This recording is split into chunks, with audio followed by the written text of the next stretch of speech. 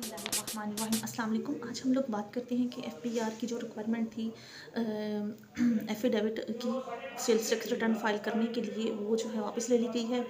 और ये जो है, ये जो नोटिस था इससे रेलिवेंट इशू हुआ था नवंबर में, और दिसंबर में इसको होल्ड कर दिया गया था क्योंकि बहुत सारे लोगों ने इस चीज़ को जो है वो हाई कोर्ट में चैलेंज कर दिया था। रिसेंटली एफपीआर ने एक स्टेटमेंट इशू की है सिंध हाई कोर्ट को इसी से रेलिवेंट। अच्छा, अब इसमें क्या होता था कि जब कोई person sales tax return file करता था तो सेल्स टैक्स रिटर्न फाइल करने के बाद पिन देते वक्त उसने एक एफिडेविट को भी एक्सेप्ट करना होता था, और उसके बाद फिर वो रिटर्न सबमिट होती थी। इसका जो बर्डन ऑफ प्रूफ था वो टोटली जो है कंपनी के सीएफओ या फिर प्रिंसिपल ऑफिसर के ऊपर था।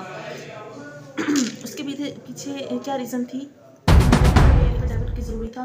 उसमें होता ये था कि अगर जब एक बायर जो है वो वेंडर से कुछ परचेज करता था तो वो क्या करता था, वो कुछ गुड्स खरीदता था और उसकी जो है पेमेंट करता था। ठीक है, उसके पेमेंट के अगेंस्ट वो जो है उसको पेमेंट उसको गुड्स मिल जाती थी। लेकिन ये कंफर्म नहीं होता था कि वो जो वेंडर है वो जो चीज़ें दे रहा है वो अगेंस्ट फेक इनवॉइसेस दे रहा है। ठीक है, तो समटाइम्स ये जो एफिडेविट देना होता था, ये इस चीज़ की गारंटी होती थी कि उसका जो वेंडर है उसने जो चीज़ें दी हैं वो प्रॉपर उसकी इनवॉइसिंग करके दी हैं और वो इनवॉइस जो है वो फेक नहीं है। बट अब एफिडेविट को जो है वापस कंडीशन को वापस ले लिया गया है, और अब जो आप विदाउट एफिडेविट के भी रिटर्न